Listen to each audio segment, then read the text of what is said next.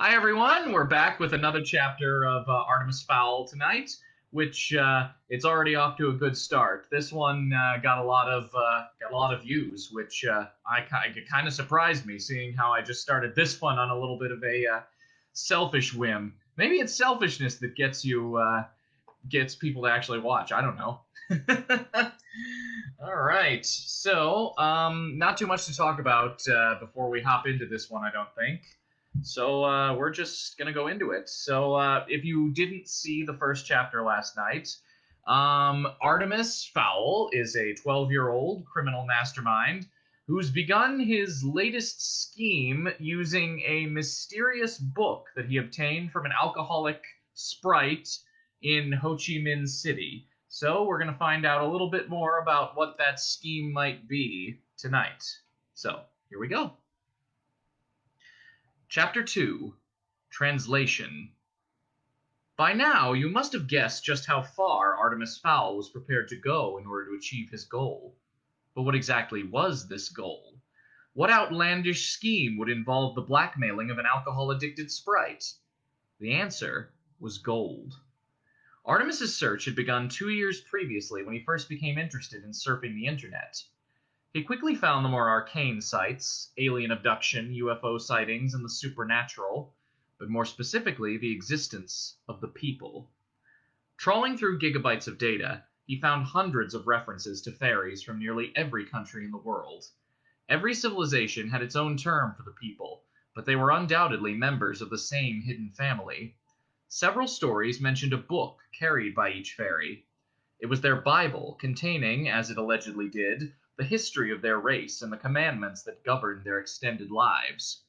Of course, this book was written in Gnomish, the fairy language, and would be of no use to any human. Artemis believed that with today's technology, the book could be translated, and with this translation, you could begin to exploit a whole new group of creatures. Know thine enemy was Artemis's motto, so he immersed himself in the lore of the people until he had compiled a huge database on their characteristics. But it wasn't enough. So Artemis put out a call on the web. Irish businessmen will pay large amount of US dollars to meet a fairy, sprite, leprechaun, pixie. The responses had been mostly fraudulent, but Ho Chi Minh City had finally paid off. Artemis was perhaps the only person alive who could take full advantage of his recent acquisition. He still retained a childlike belief in magic, tempered by an adult determination to exploit it. If there was anybody capable of relieving the fairies of some of their magical gold, it was Artemis Fowl II. It was early morning before they reached Fowl Manor. Artemis was anxious to bring up the file on his computer, but first he decided to call in on Mother. Angeline Fowl was bedridden. She had been since her husband's disappearance. Nervous tension, the physician said. Nothing for it but rest and sleeping pills. That was almost a year ago. Butler's little sister, Juliet, was sitting at the foot of the stairs. Her gaze was boring a hole in the wall. Even the glitter mascara couldn't soften her expression. Artemis had seen that look already, just before Juliet had suplexed a particularly impudent pizza boy. The suplex, Artemis gathered, was a wrestling move, an unusual obsession for a teenage girl, but then again, she was, after all, a butler. Problems, Juliet. Juliet straightened hurriedly. My own fault, Artemis. Apparently I left a gap in the curtains. Mrs. Fowl couldn't sleep. Muttered Artemis, scaling the oak staircase slowly. He worried about his mother's condition. She hadn't seen the light of day in a long time now. Then again, should she miraculously recover, emerging revitalized from her bedchamber, it would signal the end of Artemis's own extraordinary freedom. It would be back off to school, and no more spearheading criminal enterprises for you, my boy. He knocked gently on the arched double doors. Mother, are you awake? Something smashed against the other side of the door. It sounded expensive. Of course I'm awake! How can I sleep in this blinding glare? Artemis ventured inside. An antique four-poster bed threw shadowy spires in the darkness, and a pale sliver of light poked through a gap in the velvet curtains. Angeline Fowl sat hunched in the bed, her pale limbs glowing white in the gloom. Artemis, darling, where have you been? Artemis sighed. She recognized him. That was a good sign. School trip, Mother. Skiing in Austria.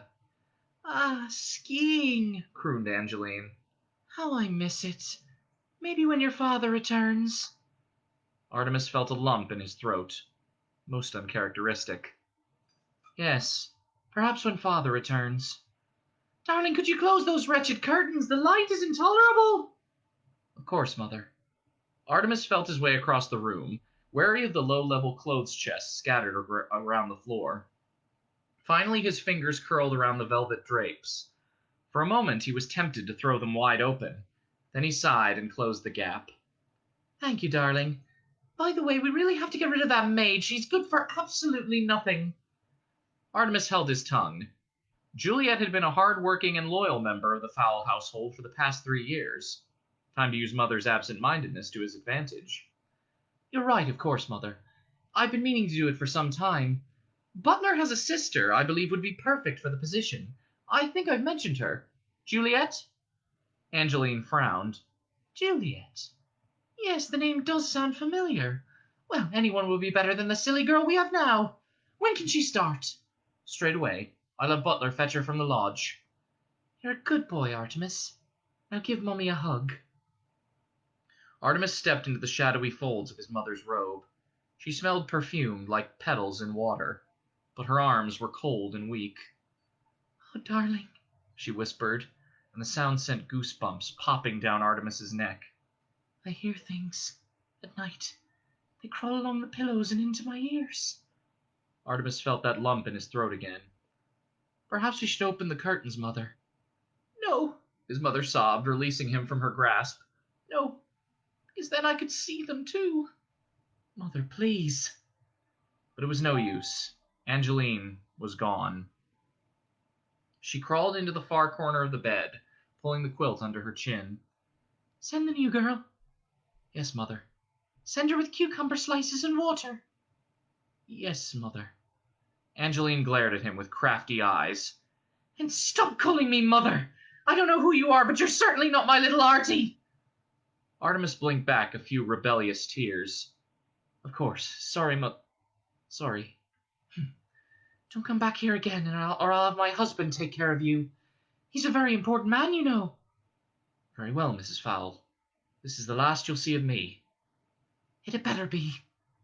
Angeline froze suddenly. Do you hear them? Artemis shook his head. No, I don't hear any. They're coming for me. They're everywhere. Angeline dived for cover beneath the bedclothes. Artemis could still hear her terrified sobs as he descended the marble staircase.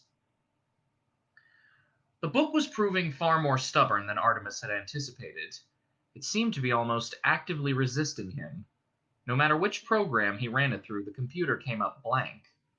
Artemis hard-copied every page, tacking them to the walls of his study. Sometimes it helped to have things on paper. The script was like nothing he'd seen before, and yet it was strangely familiar.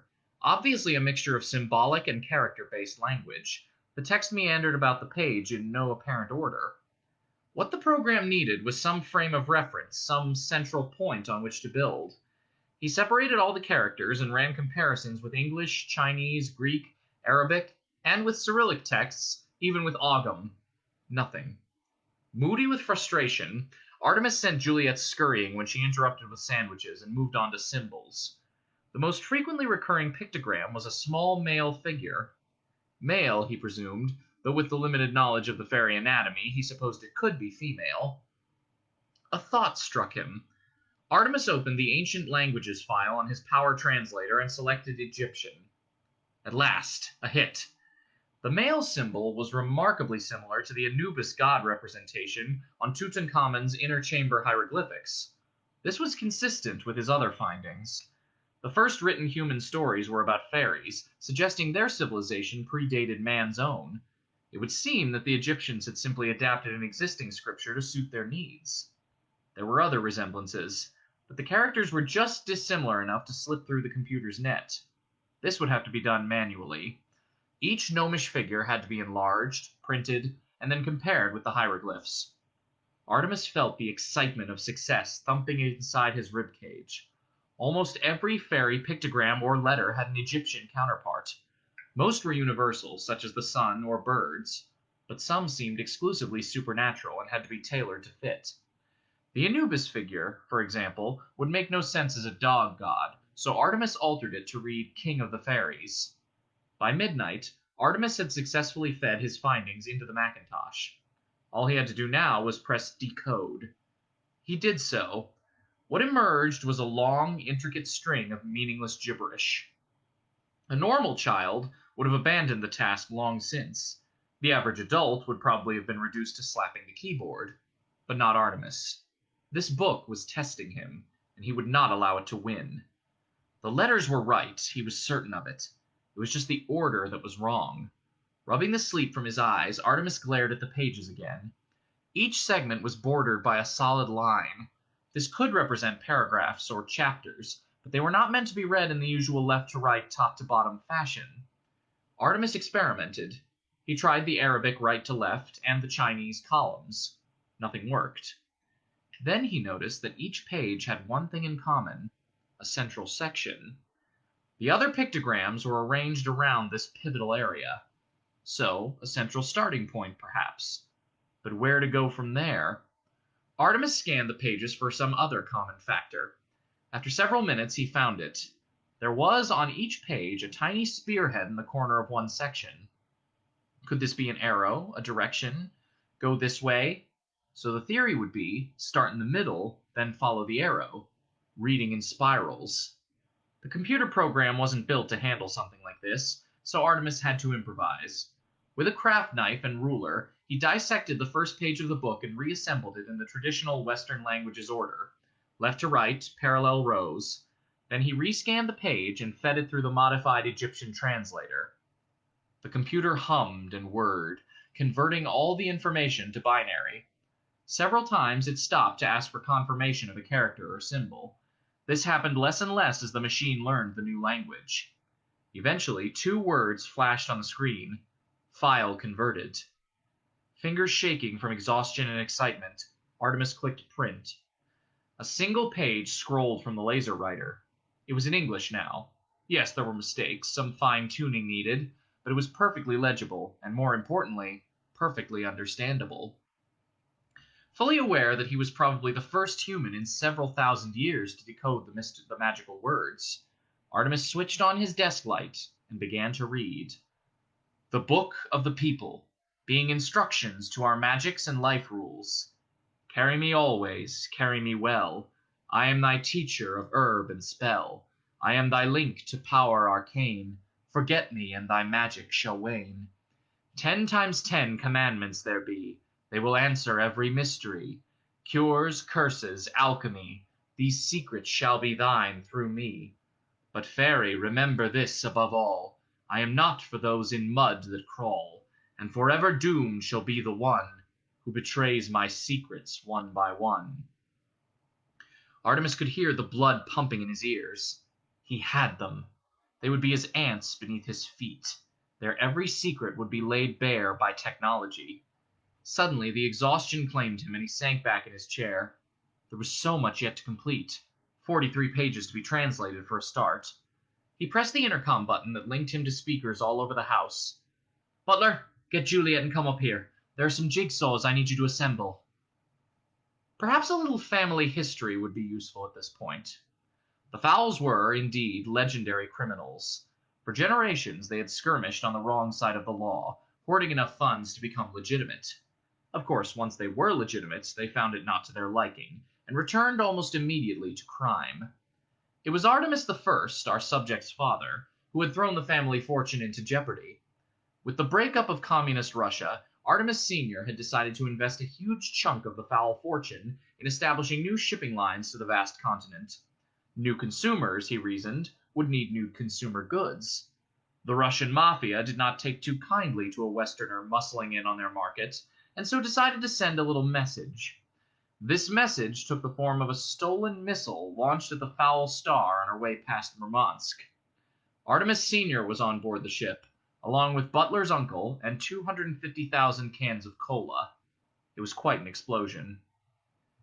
The Fowls were not left destitute, far from it, but billionaire status was no longer theirs. Artemis II vowed to remedy this. He would restore the family fortune, and he would do it in his own unique fashion.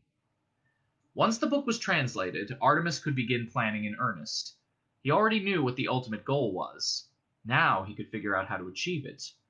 Gold, of course, was the objective, the acquisition of gold. It seemed that the people were almost as fond of the precious metal as humans.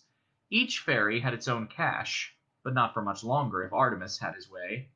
There would be at least one of the fairy folk wandering around with empty pockets by the time he'd finished. After 18 solid hours of sleep and a light continental breakfast, Artemis climbed to the study that he had inherited from his father. It was a traditional enough room, dark oak and floor-to-ceiling shelving, but Artemis had jammed it with the latest computer technology. A series of networked Apple Macs whirred from various corners of the room. One was running CNN's website through a DAT projector, throwing oversized current affairs images against the back wall. Butler was there already, firing up the hard drives. "Shut them all down except the book. I need quiet for this." The manservant started. The CNN site had been running for almost a year. Artemis was convinced that news of his father's rescue would come from there. Shutting it down meant that he was finally letting go. "All of them." Artemis glanced at the back wall for a moment. "Yes," he said finally. "All of them." Butler took the liberty of patting his employer gently on the shoulder just once before returning to work. Artemis cracked his knuckles. Time to do what he did best: plot dastardly acts. And there we have it. That's tonight's chapter. So, obviously he's figuring out some things, which may lead to some stuff later on in the book, so we'll see what happens.